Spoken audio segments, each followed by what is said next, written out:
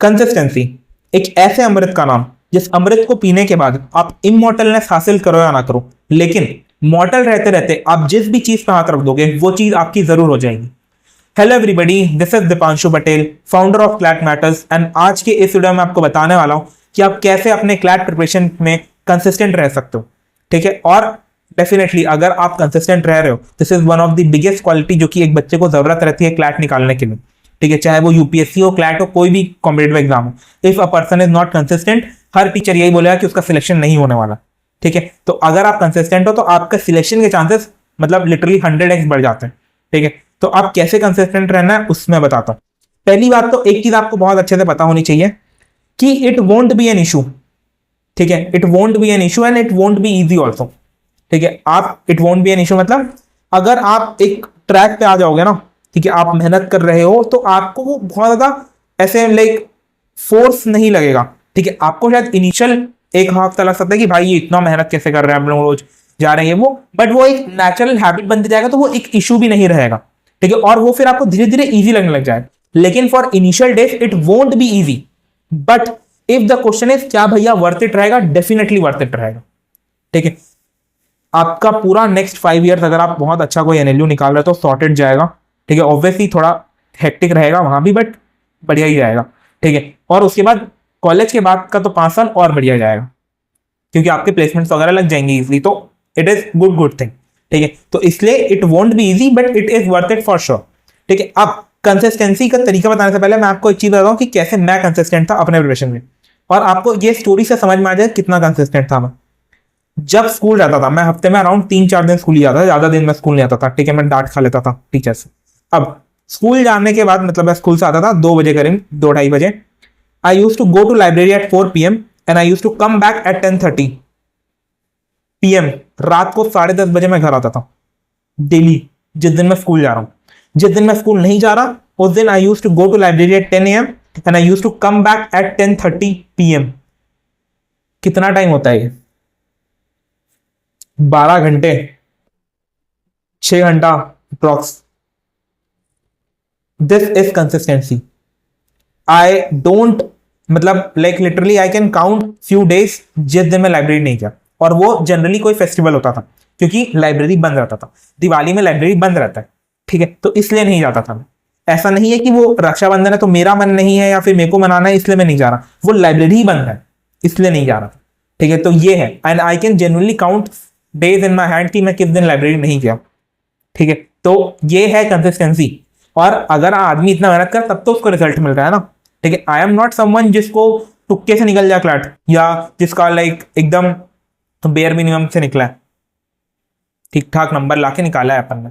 ठीक है, तो ये मेहनत करने से ही मिलता है। ठीक है, तो ये कंसिस्टेंसी का प्राइम एग्जांपल आप लोगों के। ठीक है, तो जब मैं कर सकता हूं, जब कोई और बच्चे कर सकते हैं जो इन्होंने एग्जाम निकाला, तो आप भी कर सकते हैं। कैसे करना है वो बताता हूं। सबसे पहले is the minimum rule of bad days. मतलब ये है कि मेरा एक मिनिमम रूल था बैड डेज का कि कुछ भी हो जाए, चाहे मैं कितना भी खराब फील कर रहा हूं, मैं एक सेक्शनल तो दूंगा ही, मैं न्यूज़पेपर तो पढ़ूंगा ही 1 घंटा, और मैं कोई एक लेक्चर तो अटेंड करूंगा ही। ठीक है, ये मेरा बेयर मिनिमम रूल था। ये सब करने में मेरे को अराउंड 3.5 घंटा करीब लगता था। तो मतलब कुछ भी हो जाए मैं 3.5 घंटा तो डेली पढ़ूंगा ही, चाहे कितना भी बैड डेज रहे, चाहे मेरे को बुखार रहे, चाहे मेरे को सर्दी रहे, चाहे तूफान आता रहे, चाहे आंधी आता रहे, कुछ भी रहे, पढ़ूंगा ही। I genuinely don't remember a day जिस दिन मैं ये सब चीजें नहीं कराऊं। ठीक है, बिकॉज ये डिसिप्लिन था मेरा, एंड यही डिसिप्लिन आपको हेल्प करेगा जीवन में। ठीक है, अगर आप डिसिप्लिन हो, मैं ये चीज बहुत बार बोला हूं अपने लेक्चर्स पे, अपने क्लासेस में, कि if you have the ability to focus for an extended period of time, you can literally win anything in your life. मतलब आई वोंट बी शॉक अगर आप कोई बहुत बड़ी कंपनी बना लोगे तो। ठीक है, क्योंकि भाई एक चीज जो कि लोगों को जनरली नहीं रहती लोगों के पास, और स्पेशली हमारे जनरेशन में, वो है डिसिप्लिन और पेशेंस। अगर आपके पास ये 2 चीज है, you are going to kill it. ठीक है, तो ये है 3.5 घंटे का मेरा मिनिमम बैड डे वाला रूल। आप भी ऐसे ही कुछ मिनिमम चीजें कि यार न्यूज़पेपर तो पढ़ूंगा ही, एक सेक्शनल तो दूंगा ही, और लेक्चर तो अटेंड करूंगा, ऐसे ही कुछ कर सकते हो। आपके लिए डिफरेंट हो सकता है, लेकिन कुछ ऐसे मिनिमम चीजें रखो जो कि आप रोज करोगे ही। दूसरा इज, ये सबको मैं हटा देता हूं, दूसरा is implementing deep work blocks. What does the deep work block means? एक बुक है बहुत famous, that is called deep work. I am someone जो कि इस पूरे नोशन के बहुत ज्यादा कॉन्ट्ररी है, जो कि लोगों को लगता है कि वो एक बहुत क्राउडेड जगह में बैठ के पढ़ सकते हैं। ये गलत चीज है और ये गलत तरीका है पढ़ाई करने का भी। ठीक है, वो जमाना नहीं है बेटा कि आप मतलब स्ट्रीट लाइट के नीचे बैठ के पढ़ रहे हो जहां सामने से गाड़ी जा रही है, डिस्टर्ब हो रहा है। वो ना ही आप में से काफी सारे लोग इतने कैपेबल हो गए भी कि आप एक पीसफुल एनवायरमेंट एटलीस्ट अफोर्ड कर सकते हो। ठीक है, तो वो अपने पेरेंट्स वाली चीज नहीं है, ना ही जनरेशन है कि स्ट्रीट लाइट के नीचे बैठ के पढ़ रहे हैं। उतना कंपटीशन नहीं था उस टाइम, तो स्ट्रीट लाइट के नीचे बैठ के पेपर निकल जाते थे, अभी नहीं निकलता, साफ बात। ठीक है, जितना ज्यादा आप डीप वर्क, जितना ज्यादा फिजिकली सही जगह में रहोगे, उतना ज्यादा आपका जो एबिलिटी ऑफ फोकस होगा वो बढ़िया रहेगा। इसलिए जब भी पढ़ाई करते हो, take your parents into confidence and tell them कि मेरे को फालतू में डिस्टर्ब मत करा करो, साफ बात। ठीक है, and they will understand, of course they are parents, they want your child, मतलब देयर चाइल्ड बेनिफिट, राइट। तो they will not be like कि अरे क्यों वो ऐसे, ऐसा क्या प्राइवेसी। लेकिन प्रैक्टिकली अगर तुम दिखा रहे हो कि भाई पढ़ रहा हूं मैं, तो चल जाता है। ठीक है, कन्विंस करो अपने पेरेंट्स को। तो ये डीप वर्क वाला चीज कैसे करना है, अब पहला चीज तो पेरेंट्स कन्विंस हो जाएंगे। डीप वर्क आप घर में कर सकते हो, सब गेट वेट बंद करके, रूम बंद करके बस पढ़ रहे हो। ठीक है, बिना ब्रेक लिए ज्यादा। ठीक है, मतलब 3-4 घंटा बस पढ़े ही जा रहे हैं, ज्यादा कोई खास ब्रेक नहीं है। 5-10 मिनट का पानी पीने के लिए ब्रेक ले लिया, उतना ही बस। ठीक है, ऐसा कोई बड़ा ब्रेक नहीं। तो आप 3 घंटे का एक डीप वर्क का ब्लॉक लगा रहे हो, सुबह शाम 2 घंटा, मतलब 6 घंटा होता है। अगर आप 6 घंटा लिटरली डीप वर्क कर दिया ना, ट्रस्ट मी क्लैट के आप यूपीएससी निकाल लोगे। ठीक है, तो ये deep work is very important. Deep work में क्या क्या होता है, पहला कोई डिस्ट्रैक्शन आपको नहीं होना चाहिए। ठीक है, क्या क्या होता है, कैसे करना है डीप वर्क का तरीका वो बता देता हूँ। पहला चीज, आपको कोई डिस्ट्रैक्शन नहीं होना चाहिए। ठीक है, चाहे डिस्ट्रैक्शन फिजिकल हो मेंटल हो। मेंटल एज इन फोन वगैरह, फिजिकल एज इन कोई घर से भैया आ गए या छोटा भाई छोटी बहन आ गई, वो आपको डिस्टर्ब कर रही है, तो ये सब नहीं होना चाहिए। दूसरा डीप वर्क करने का तरीका है कि एक टाइमर रहना चाहिए। ठीक है, आप फिजिकल क्लॉक रखो, फोन में अलार्म दिलाओ। फोन का तो मैं सजेस्ट नहीं करता, invest in a good quality clock, या फिर घर का जो घड़ी है वो भी पर्याप्त है। ठीक है, यहाँ पर पीछे लगा हुआ है, तो घड़ी से चल जाता है काम। ठीक है, अब ऐसा नहीं कि आप जाके मैं बोला हूँ तो 500 रुपए घड़ी खरीद के लाए। अगर आपके घर में नॉर्मल वॉल क्लॉक रखा हुआ है, उसमें भी आपको टाइम दिखेगा, टाइम दिखना चाहिए बस। ये एक क्लॉक हो गया, और एक फिक्स्ड सेट ऑफ टारगेट होना चाहिए।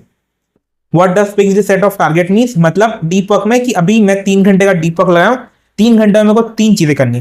पहला, मैं 1 घंटा न्यूज़पेपर पढ़ूंगा शांति से। 1 घंटा न्यूज़पेपर पढ़ने के बाद मैं 1 घंटा प्रैक्टिस करूंगा। फिर 1 घंटा प्रैक्टिस करने के बाद मतलब डीपीक्यूज वगैरह सॉल्व करूंगा।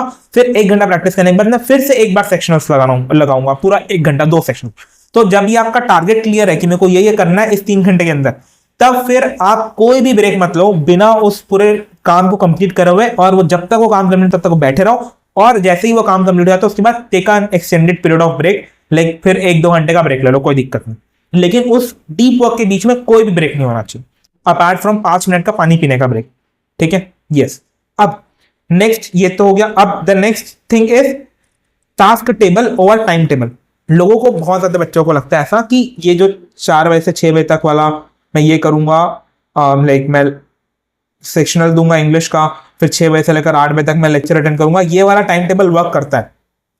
Practically for many disciplined people ये वर्क करता भी है। मैं आपको ऐसा नहीं बोलूंगा ये बिल्कुल ही वर्क नहीं करता, लेकिन ये वाला जो टाइम टेबल है, ये अगर मैं कभी 100 बच्चे देख रहे होंगे तो उसमें सिर्फ 5 लोगों को वर्क करेगा, जो कि एकदम एक्सट्रीमली डिसिप्लिन्ड होंगे। फॉर नॉर्मल पीपल जो कि डिसिप्लिन नहीं है थोड़ा सा, उनके लिए ये टाइम टेबल वर्क नहीं करता, उनके लिए टास्क टेबल वर्क करता है। सिंपल सा तरीका मैं अभी अपने ओरिएंटेशन सेशन में भी एक चीज बताया, एक डायरी खरीदो। ठीक है, ये चीज ऑनलाइन मत करना, आईपैड में या मतलब कोई नोट्स वगैरह ऐप में, बिकॉज ये मैं रिकमेंड नहीं करता।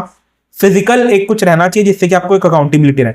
एक डायरी खरीदो, जैसे मैं अभी आपको दिखाता हूँ, ये डायरी है मेरा। ठीक है, मेरे पास एक क्लैट के टाइम भी ऐसा एक डायरी था जिसमें मैं अपने सारे डेली गोल्स लिखता था। रोज सुबह उठो, यहाँ पर डेट डालो, जगह दिख जाएगा आपको, डेट डालो, उसके बाद अपने सारे टास्क लिख दो। अब आपका बस दिन भर का एक ही गोल है कि ये सारे टास्क जितना मैं लिखा हूं सुबह, कि आज ये 2 लेक्चर अटेंड करना है, 4 सेक्शनल देने, ये करना है, वो सब कंप्लीट करो। That is the thing, this is your ultimate Magna Carta, this is the thing that you have to complete. And तो आपको टाइम नहीं देखना है, आप रात का आप पूरा दिन वेस्ट कर दिया, 8 बज गया। ठीक है, अब ऐसा नहीं हो सकता कि आप 8 बजे सो जाओ, सो कल करेंगे, नहीं, अभी ही होगा वो, चाहे उसमें 10 घंटा लग जाए और रात भर सोना ना पड़े। बिकॉज जब तक you will not force your brain कि काम करना है, आपका ब्रेन आलसी ही रहेगा। ह्यूमन टेंडेंसी, मतलब ह्यूमन ब्रेन का एक टेंडेंसी है कि जब तक उसको बहुत ज्यादा स्कोल्डिंग नहीं मिले तब तक वो आलसी है, ठीक, तब तक वो आलसी रहता है। तो ट्रस्ट मी, जब तक आप अपने ब्रेन को उस कंफर्ट जोन से हटाओगे नहीं तब तक you won't be able to make it, साफ बात बोल रहा हूं मैं, ठीक है। तो मेहनत करना स्टार्ट करो, ये टास्क टेबल को एकदम स्ट्रिक्टली फॉलो करो, ठीक है, टाइम टेबल वगैरह कोई जरूरत नहीं है। The next thing is environmental design. अगर अभी आप मेरा रूम देखोगे प्रैक्टिकली तो पीछे ग्रीन स्क्रीन लगा हुआ है, लेकिन फिर भी I don't have any as such distractions in my room, ठीक है, and this is recommended to all the people. कोई फालतू का आर्टिफैक्ट लगाना नहीं चाहिए वॉल में, कोई उल्टा सीधा चीजें जो कि आपको डिस्ट्रैक्ट कर रही है वो नहीं लगाना चाहिए, ठीक है। अगर मान लो किसी के रूम में फोन रखा हुआ है पढ़ाई करने के लिए और वो डिस्ट्रैक्ट कर रहा है, तो क्यों रखना, फोन को देखे आ जा भाई, अपनी मम्मी के रूम में या अलमारी में डाल दे, कुछ भी कर ले, मत रखो उस रूम में फोन अगर वो आपको डिस्ट्रैक्ट कर रहा है।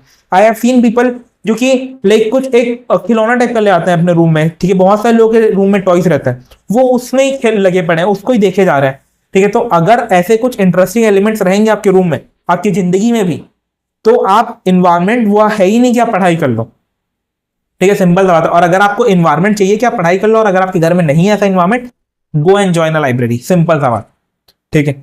लेकिन लाइब्रेरी जाने के भी अपने कुछ डिसएडवांटेजेस है कि आपको कम्यूट में टाइम वेस्ट होता है, ठीक है, आप रोज 1 घंटा आने जाने में टाइम वेस्ट करोगे, मेरा भी होता था, बट अगर आप ये इंश्योर कर सकते हो कि 1 घंटा आने जाने टाइम वेस्ट करने के बाद 5 घंटा मैं रेगुलर पढ़ूंगा तो स्टिल क्या दिक्कत है, ठीक है। तो ये कुछ चीजें हैं जिसको अगर आप फॉलो करते हो तो कंसिस्टेंसी तो आएगी ही, ठीक है, गारंटी।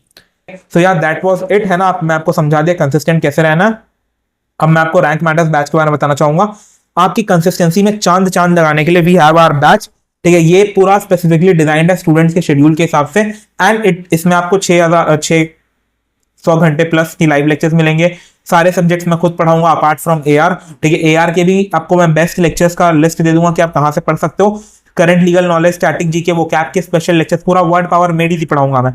स्टैटिक जीके में पूरा ancient history, economics, modern history सब पढ़ाऊंगा मैं, ठीक है। करंट लीगल नॉलेज का तो सारे मंथ वाइज क्लासेस होने वाली है। फिर आपको 8000 करीब डेली प्रैक्टिस क्वेश्चंस मिलने वाले हैं हर लेक्चर के बाद।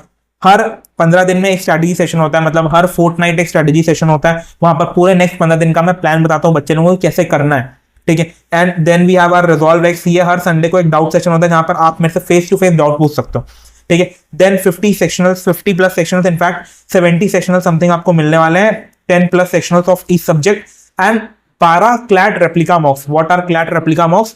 All the mocks which are like up to the level of CLAT. और ये मैं आपको अभी नहीं दूंगा, ये मैं आपको कुछ महीनों बाद दूंगा, ताकि जब आप पढ़ ले रहोगे पूरा तब आपको एक्चुअल में पता चल जाए कि आप कितना प्रैक्टिस कर रहे हो या फिर कितना आपके नंबर आ रहे हैं और क्लैट में क्या होने वाला है, ठीक है। अगर आप अच्छे नंबर ला रहे हो तो इट इज गुड, आप क्लैट निकाल लोगे। अगर आप खराब नंबर ला रहे हो तो अगेन आपके पास 1 महीना करीब रहेगा, आप उसको इंप्रूव कर सकते हो, ठीक है। तो यार दैट वाज इट। बैच का price, it is the most affordable batch of flat industry, only 3499। You can message me on this number, मैं आपको सारे बैच के डिटेल्स वगैरह बता दूंगा कैसे ज्वाइन करना है। It is very simple, trust me guys, but ये एक बैच है आपके पूरे प्रिपरेशन को नेक्स्ट लेवल पे ले जाएगा, ठीक है। You can also join our free WhatsApp group, इसका लिंक डिस्क्रिप्शन में, ठीक है। बैच के भी और डिटेल्स वगैरह लिंक डिस्क्रिप्शन में ही है, ठीक है। डेमो लेक्चर भी डल चुका है, आप वो भी देख सकते हो, plus you can also watch the launch video of batch, आपको और ज्यादा क्लियर हो जाएगा। So I guess this much is enough for today. I hope आपको समझ में आया कंसिस्टेंट कैसे रहना। So thank you everybody, this is Deepanshu Patel, founder of CLAT Matters, signing out, bye bye.